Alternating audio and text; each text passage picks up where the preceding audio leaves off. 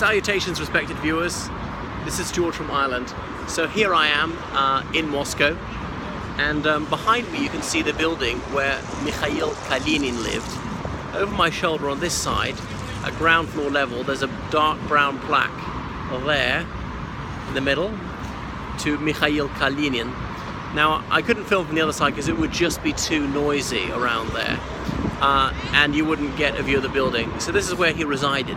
Well, who was Mikhayil Kalinin? He was the Soviet head of state until his death in 1946, almost from the foundation of the Soviet Union. He was chairman of the Presidium of the Supreme Soviet of the Soviet Union. Quite a mouthful. Because Stalin, until Kalinin died, was actually not the head of state.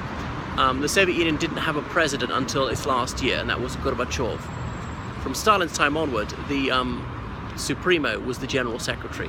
However, in strictest theory, it was the chairman of the Presidium who was the head of state. Stalin got that role as well after 1946. So back to Kalinin. He was born in 1876, if memory serves, in Tver, a city not too far from here, a bit to the north of Moscow and west. So he grew up there in a peasant family, and he was ethnically Russian. Actually, he wasn't actually born in Tver, but close, a village. And then he was involved in the Russian Social Democratic and Labour Party. That split, he became a Bolshevik, and then he rose with the revolution. You know the rest.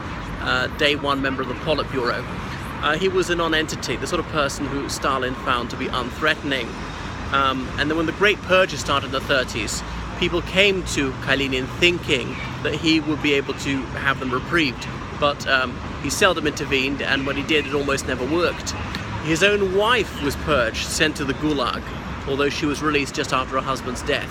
So Stalin sometimes did this, having people's husbands or wives sent to the labor camps as a test of their loyalty to see that they did not protest. For instance, Vyacheslav Molotov, his foreign secretary, had his wife sent to these corrective labor camps. What else about Kalinin? Well, yeah, the party thought it was good that someone from a peasant background and who was indigenously Russian rose high up. So because he was head of state, when foreign ambassadors came here, they had to present their credentials to him. And so he's not very well known for anything particularly after that.